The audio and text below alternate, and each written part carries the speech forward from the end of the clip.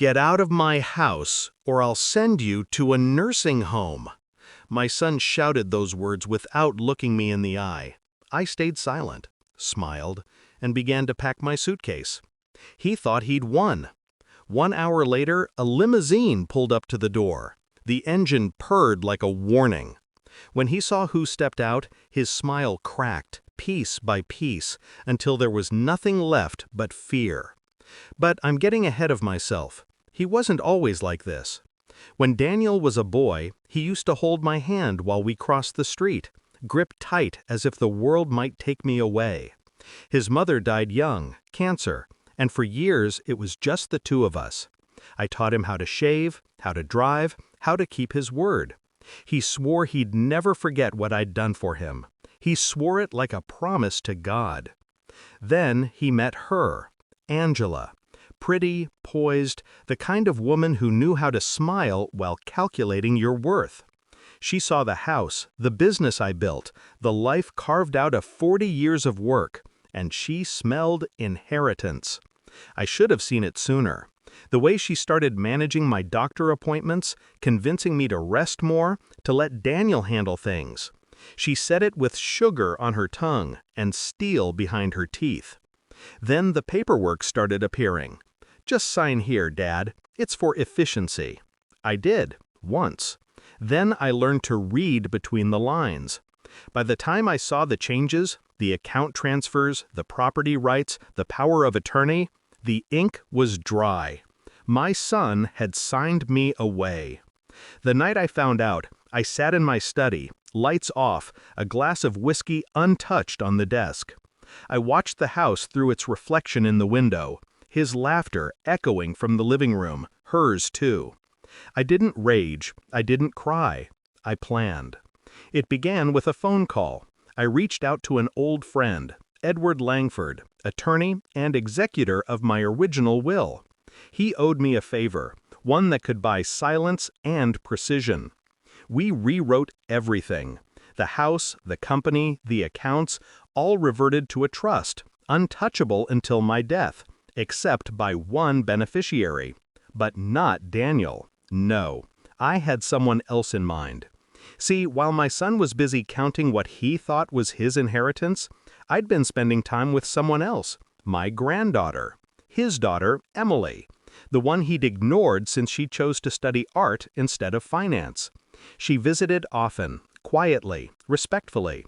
She still called me Grandpa, like it meant something. So I taught her what her father forgot: how to build, how to protect, how to win without shouting. By the time Daniel told me to leave my own house, everything was ready. I packed slowly, folding each shirt like a punctuation mark. The walls, once filled with family photos, looked bare. He'd already started erasing me. When the limousine arrived, Daniel laughed. "What, you ordered yourself a ride to the nursing home?" Then the door opened, and out stepped Edward Langford, followed by 2 officers and a court clerk. Daniel's laughter stopped mid-breath. "Mr. Harris," Edward said, voice smooth as marble, "I'm here to inform you that this property no longer belongs to you. As of this morning, ownership has been legally transferred to the Harris Family Trust, of which your daughter, Emily Harris, is the acting trustee." Angela blinked. "What? That's impossible." Edward smiled. "Not at all. You might recall the document you both coerced Mr. Harris to sign 6 months ago, the power of attorney? It was voided, effective immediately after his medical evaluation proved mental competence. You should have read the addendum." Daniel's face turned white. I watched him piece it together. The meetings I'd taken, the letters, the witnesses, the test I'd passed that proved I was still of sound mind. His empire, my empire, was gone. He tried to speak, but his voice came out as a whisper. "You set me up." I looked him in the eye. "No, son, I taught you a lesson." Angela stormed out first, heels clacking like gunfire. Daniel just stood there, watching as I stepped into the limousine, my suitcase resting beside me. As we pulled away, I caught his reflection in the window, small, stunned, lost. The way I used to look at him when he was 5 and afraid of the dark. But this darkness, he made himself. Now the house is quiet again. Emily moved in last week. She brings fresh flowers every morning, calls me every evening. I told her everything, the betrayal, the plan, the price. She didn't ask for revenge. She just said, "I'll take care of it now, Grandpa." And I believed her.